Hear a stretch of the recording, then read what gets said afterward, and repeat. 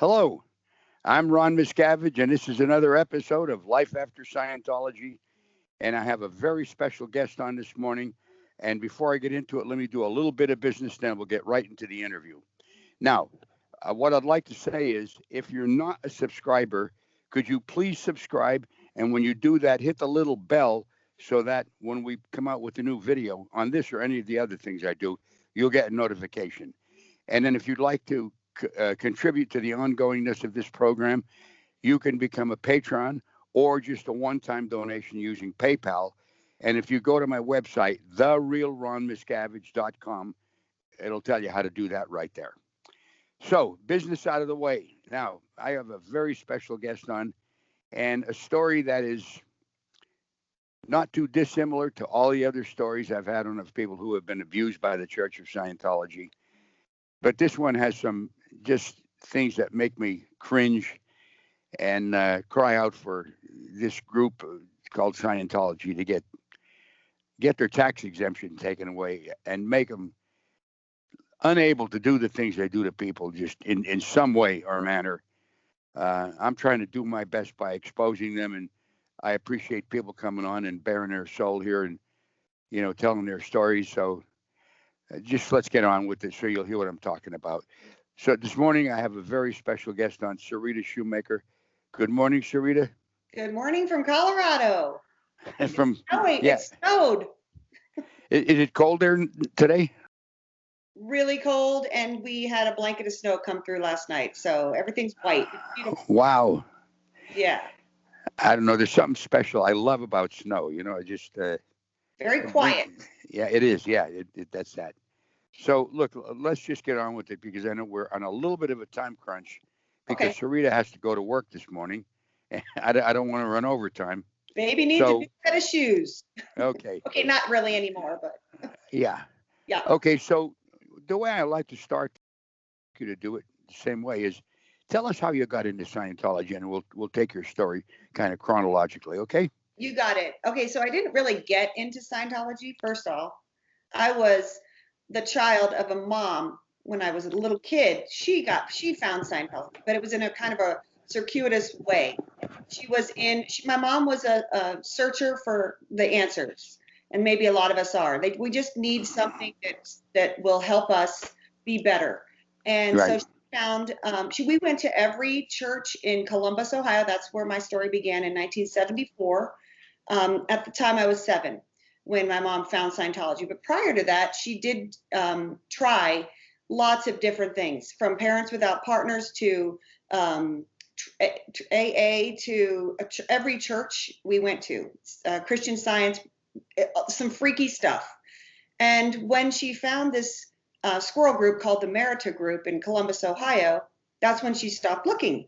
She found this woman who she really adored, and she started doing courses for herself there. And they were Scientology courses, but delivered by a non-authorized person. So they called it a squirrel group.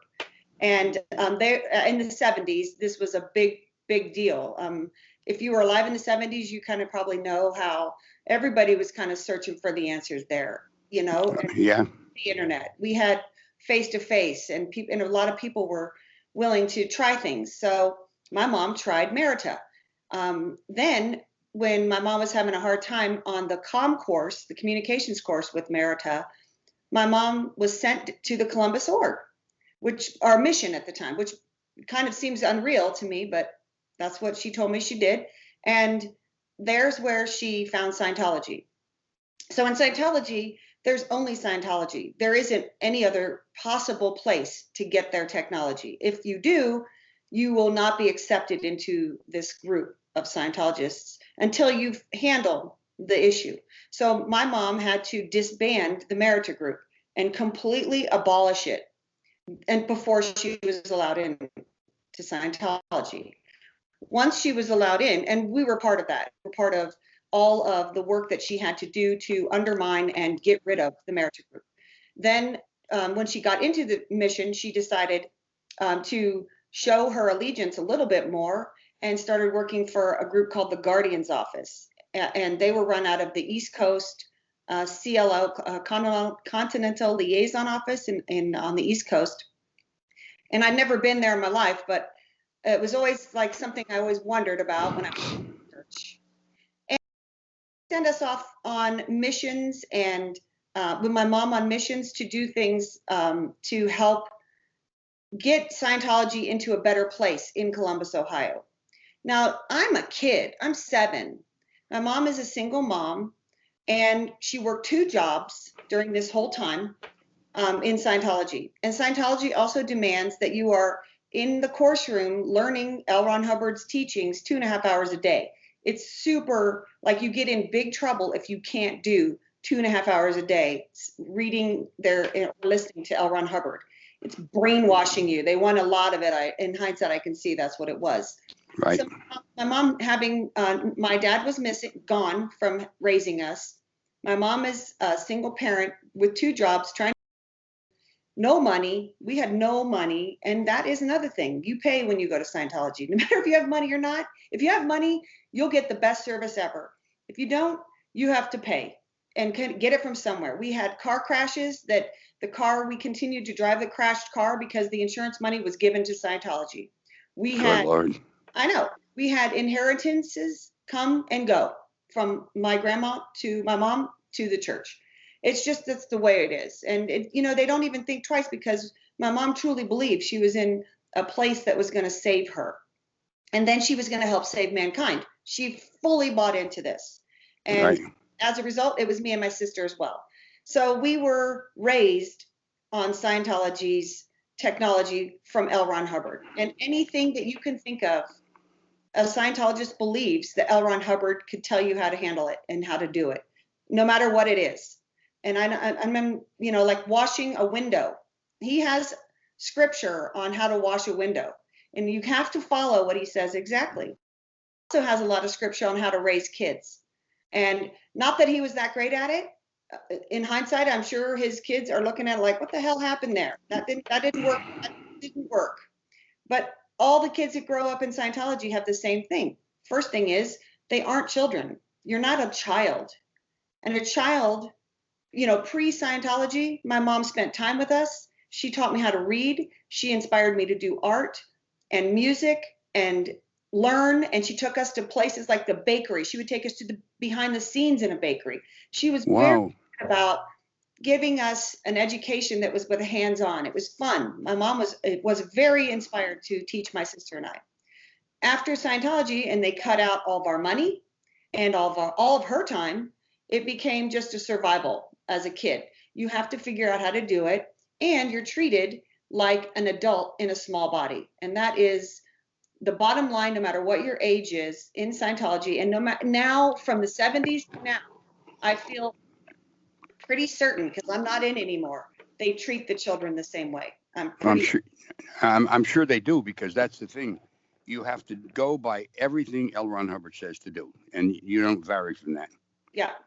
So when you're a child, when you're an adult in a small body and you're having a hard time in life, like when you're going into your puberty, or you're going into just growing up and learning in your brain now, our brains develop when we're little until 21 years old. They're always developing. So everything around us is influencing our choices and decisions and how we process things, right? Right. Well, imagine if you weren't allowed to learn anything else but what L. Ron Hubbard said. And on top of it, your mom can't feed you. We were, the days would be mom working 2 jobs. By 7 o'clock, she had to be in the course room at the mission. Then we would be stuffed up in the attic, where my sister and I and a couple other kids would do labor, whatever jobs they needed us to do, because they didn't want us to be idle. And we could have done our homework, we could have done reading, we could have done anything, but that's not the option. The option is to work. And then on the way home, we would drive past the alleyways of grocery stores, where mom would jump into dumpsters and dump. That was our life. Jesus. Every single week. I remember there was one guy, and I want to say his name was Henry Mancini, but I don't think it was Henry Mancini. I doubt it was him. Yeah. Guy, and he was a big portly dude, and he hooked my mom up for where the food, like when the schedule was for the food. so we could drive in the alleys. And he was trying to help us. He saw my mom. He wasn't a Scientologist that I know of, but I do remember we had a Gremlin, that little Gremlin car. That was our car. Oh, yeah. Boy, I'll tell you, I haven't heard about that in years. A Gremlin, yeah. I wish they'd bring it back. I'd get one. I would totally buy Wow. it. Apparently, they're not that reliable, but we had that. And and so we would open up the black back glass window, hop out, and jump in. My sister and I think my sister did. I mean, you should talk to my sister too. But I know that I jumped into dumpsters. I got really good at dumpster diving and finding food in dumpsters. And it wasn't just like, it was like it was a resource for me later. When we were hungry later and my mom we moved to a place called Winchester Station, far, far away from the mission. And there were public dumpsters. People would just throw anything in the dumpsters. I feel like that was a magical time of my life, the exploring of a dumpster and finding food. I admit I ate a pack of hot dogs out of the dumpster because I was so hungry. And that's just what you do when you're hungry. You do what you need to do. And my mom did what she needed to do. And by the way, just as an aside, that was okay with the church for them to take all of your money, knowing that possibly you didn't have money for food, right? Absolutely. The eating is not the priority in Scientology. Saving Scientology and promoting Scientology is the priority in Scientology. Yeah, they truly are heartless bastards. And I'm being very kind when I just say that about them. Yeah, so it's just, to me, little kids, at the bare minimum, if you're a parent, you've got to have good food to nourish them with, and clothing and a shelter and stuff. And those are the bare necessities. And it's true, like you're saying, they would take your last dollar, knowing that either that dollar could buy food for you or it would go in their pocket. And it's true. It's 100% true. And I know that it's just like the survival for those staff members. They're desperate. Yeah. They're gun, and those people can't all be bad. It's just they're brainwashed to think. That's exactly right. And I'll tell you this, I don't think intelligence has anything to do with it. No. You could be smart or you could be dumb, but you could still be brainwashed and justify why you think that way. And it's all justified. And you live your life in a goddamn parallel universe that has nothing to do with reality, Yeah, you're in a bubble. Yeah. Okay, good. I'm sorry to keep on interrupting you, but I had a comment on that food for little kids. I like when you ask me. That doesn't bother me, by the way. Okay. In my brain, I lived it, so it's normal for me. And so when you tell somebody your story, they go like, "Are you serious? Yeah. That really happened?" And yes, it did. It really did. Yeah. And so as a kid in a young, as an adult in a young body, when my mom found Scientology, I was constantly in lower conditions. Now, lower conditions mean you're out of the group. The group is the family. And if you are in a lower condition, you're not included in family activities. This is the way it is. So forget Christmas. I wasn't included in Christmas. Forget Thanksgiving. I wasn't included. I actually really wasn't included. They drove away to go to the Christmas and Thanksgiving events at family members' houses. And who knows what they said was why I wasn't there. Why would you exclude a child from Christmas? I don't care how their behavior was. That's like one of the best times in your life you think about. Yeah. It pisses me off when I know now, when my mom was using us. Well, let me move on, because just because she disbanded the church didn't mean that she was, skating in on some happy wave. You have to constantly prove your worthiness to the church. So you show up 2.5 hours of study, and in the Guardian's office had us doing demonstrations for psychiatry and how bad psychiatry and psychology is actually, because that's how they believe. And educational systems are infiltrated with psychologists. They had me and my sister, my mom built this whole presentation of us being electric shocked, because at the time, Dennis Clark. Dennis Clark. He was the big talking head for CCHR, the Citizens Commission on Human Rights. listen to that for a second. Citizens Commission on Human Rights. It makes perfect sense that they would take children and because I'm getting brainwashed this whole time. My mind is understanding that what my mom is saying and doing, who else would I listen to? My mom. Yeah. This is the way life is. You need to be fearful of psychiatry and psychology. So as she's going down this rabbit hole, taking me and my sister with her, we're moving up in school. So in school, they have counselors and there wasn't as many counselors now. At the time, you'd have one counselor. Wait a minute. Just back up about 10 seconds because for some reason we had an audio breakup. Okay. Could you just go on, say that again? I don't remember what 10 seconds ago was. In school, you said you were going to talk about something. Okay. In school, you have counselors. So as my sister and I were moving up the grades in school, life at home was getting worse. There was no mother. She was at the church. It was awful. I was doing renovations. My mother in the church found a new dad. I wished my dad would come back, Ron. My dad was not a Scientologist, and he was in the military. And I don't understand how that could have happened, but he didn't check on us. People didn't check on us. So, you think about that, what happened there. But I wished I could get help, but you can't. You're taught it's against the rules, and you will get in deeper in lower conditions a number of times, 10 times probably in a year. I would say I did liability, which means you have to make up damage for what you did.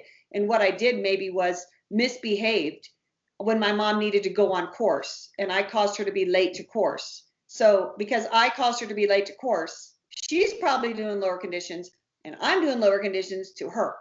So I have to make up. So then that turns into I'm doing all the babysitting for every staff member. This is in ages 10 and 11 now. Every staff member that was on staff had no money, but there were people with babies. So I was the staff member's childcare from 9 o'clock in the morning until midnight. I mean, staff members, their schedules you're never off. It's like you're an entrepreneur in your own world, but someone else is profiting. You're just wow. So these moms and dads, no money, no food at the house. I was brought in to take care of their babies. And there's one couple that I would love to connect back up with, and that's the Allingtons, Dave and Jan Allington. They had 2 little babies. And I have pictures of all this too, by the way. I don't have pictures of the Allingtons, I regret, but I do have pictures of me with the other parents and their kids. And it was just my job because I was making up the damage so much. They got free labor from me.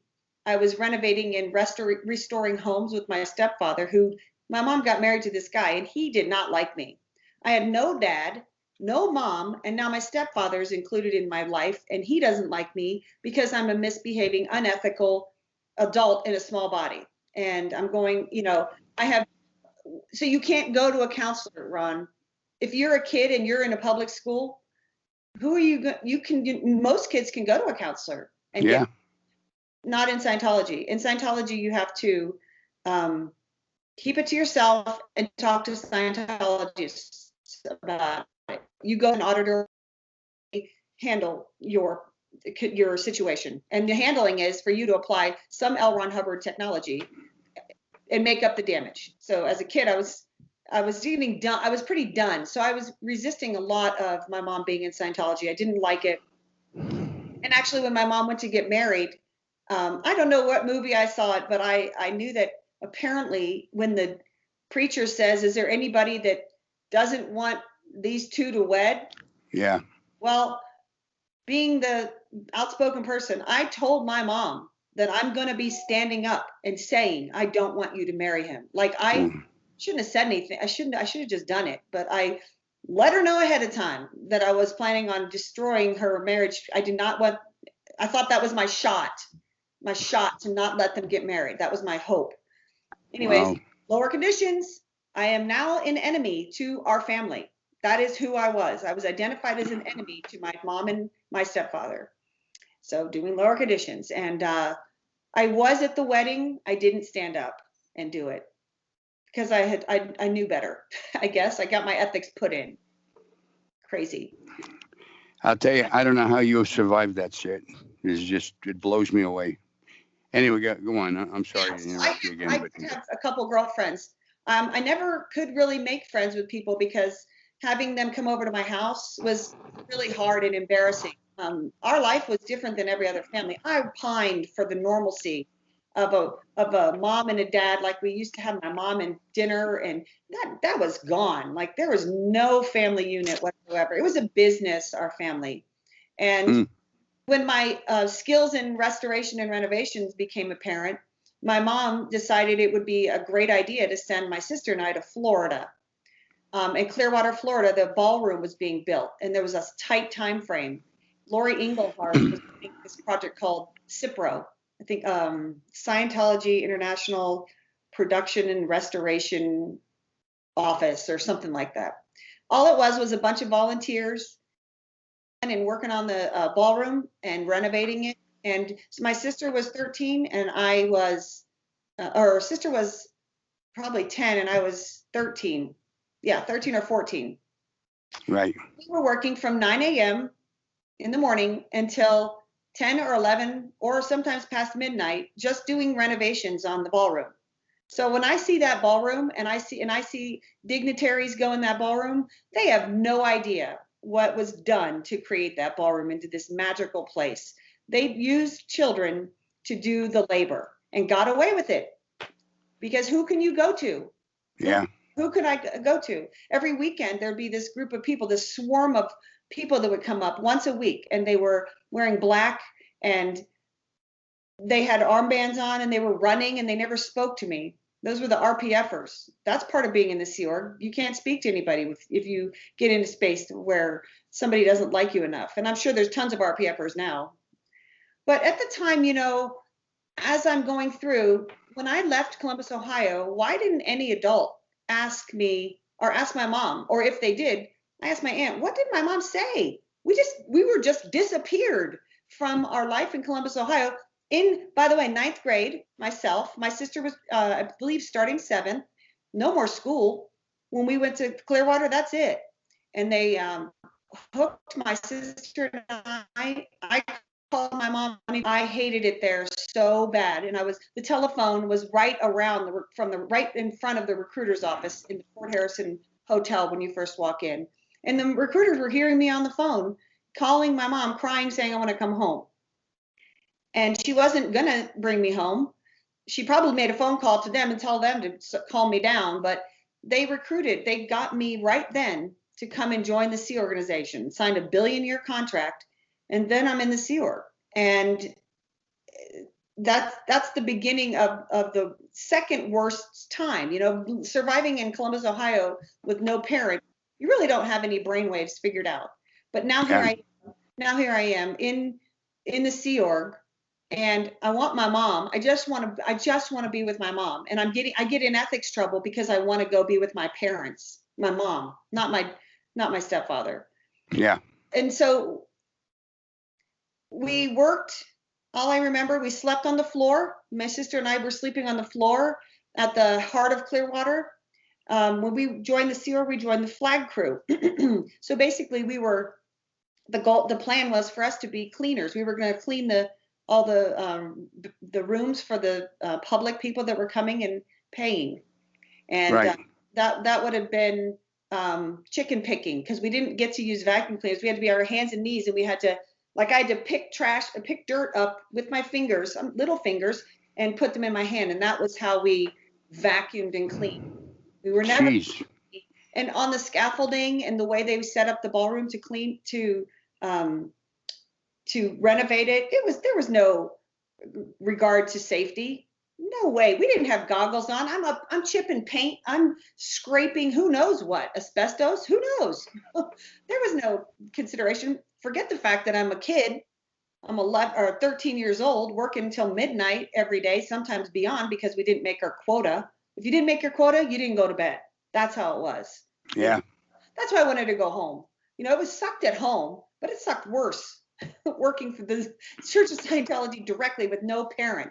No, we had no guardians, no parents. My sister and I were left. We were just thrown into this and swimming to try to survive. And like I said, I often wondered why and how could any adult see what was happening and be okay with it. It never, like, I'm a mom now. If anybody treated my children like I was treated, I might not be, I'd probably be in jail. I mean, it would be a problem. I would do something effective about it. I wouldn't stand around and watch somebody using children to renovate, for a ballroom. I wouldn't use children to take care of babies. The Allington's daughter was an infant. She was just born. So that's how long ago it was. Must have been, what are we going on? I'm over my 50s. So she must have been, it's about 40. She's probably 30 or 40 years old now. Maybe 40. I would love to find out. I hope she listens to your podcast and she reaches in, because I would love to pick back up. But truly, now, as parents, we look back and see there were so many places where you could have sought help. Yeah, I know. Listen, like you're saying, why didn't somebody do something about it? That's the question. And it blows me away that things like this can go on. Yet I hear repeatedly stories, not quite as bad as yours, but similar to this, where there were people who could have done something about it and did nothing. It's a heartless action on people's part. But if you want to confront it, that is what is happening. That's what happens to a lot of people who go into Scientology and have children. They're treated like pawns, and many times they don't get any pay at all. Oh no, yeah, I didn't get paid when I was in Florida. Working on the ballroom all that time, nope, no pay at all. We got fed like beans and rice, you get crap food. Yeah. And it gets, that's like the first decade, and I have 4 decades of, now I can see absolutely unacceptable treatment. And at the time you tolerate it because you think you're helping save mankind. That is the kicker. That is the kicker. Listen, I was of that mindset myself. I mean, I was completely brainwashed. I thought somehow my actions, my studious, persistence in carrying on with the post and producing products, I literally thought somehow this is helping every man, woman, and child on the planet. Maybe right not then, but eventually that it would. It's always going to happen tomorrow. You know what I mean? Like you don't see it happening now. Oh, well, don't worry. It'll happen. It's just like doing these OT levels. Well, this didn't get handled. Well, you'll get that handled on the next level. It is the carrot before the donkey. The donkey is never going to get the carrot, but he doesn't have the analytical awareness in order to realize there's a stick tied to its head and a carrot's hanging there. Yep. And somehow, somewhere along the way, you have to say, hey, wait a minute, I was conned. But go on, continue. You know what? I just realized when all this was happening to me and my sister and many other children, they weren't a church. And no. They didn't have a religious cloak to hide behind. And that makes me wonder. I wonder if there's any way to, show this happened. I mean, it happened. They write everything down in folders. All of us have. Anytime I went to get my ethics handled or any sort of thing, they wrote it down. And by the way, I'm telling adults my personal life, strangers, getting sick and having help from adults coming. Anyways, it's just, as a kid, now I can see where and why wouldn't any adult step in to help at that, other than they're brainwashed. But still, even I had people back in Columbus, Ohio, they were adults, my family. What did my mother tell them I was doing? I wonder. They'll tell me one day. Maybe they'll tell me one day. Yeah. But L. Ron Hubbard became my father. Everything that happened to me was from some text, some policy that my mom was applying through L. Ron Hubbard. And then to just jump right into the Sea Organization, that's where it's even worse. As a child, forget about it. Forget about it. You're not a child. You'll never know what being a child is if you join Scientology. And I'm talking about loving your children, embracing your kids, caring about them. Hugs, forget it. You have nobody to speak to. As a kid, you can't talk to anybody but some stranger in a room by yourself. It's madness. It's pure. It is. Yeah, it is total madness. And I'm going to tell you something on that note, because I know you got to get to work. And I'd like to leave this hanging, but you're coming back, and I won't take no for an answer, okay? Yes, sir. So Sure. you're going to take that order from me. Oh, that's okay. I remember seeing you up at Uplines. Respect. Yeah. Respect. Well, anyway, listen, I'm doing something about it. I know. I love it. And so are you. And it is so much appreciated. And I hope people watching this, if they're a little bit on the fence, they would say, you know what? I'm walking the hell out of here, because Run. you can do that. You can do that. You don't have to stay within a group like that. And you don't owe allegiance to anybody who would treat people this way and suck up their money and make them have their kids dumpster dive for food. That's not right. And I'll advise everybody this: walk out of the church and don't even look back. Create a life of your own. True. Okay. Maybe you got suckered into it. Maybe you were stupid, just like I was, But you say, okay, that's the end of that. Now I'm going to create a life of my own. I'm going to create some happiness and become a part of the brotherhood of man. Yeah. Hey, listen, any of you out there, you want to keep on watching these, please subscribe if you haven't done so. Hit the bell. You'll get notified. You want to help out and contribute something, become a patron or a one-time donation through PayPal, go to my website, The Real Ron Miscavige, and you can do that. Meanwhile, I wish all of you the best, and I wish you all have a happy, successful life.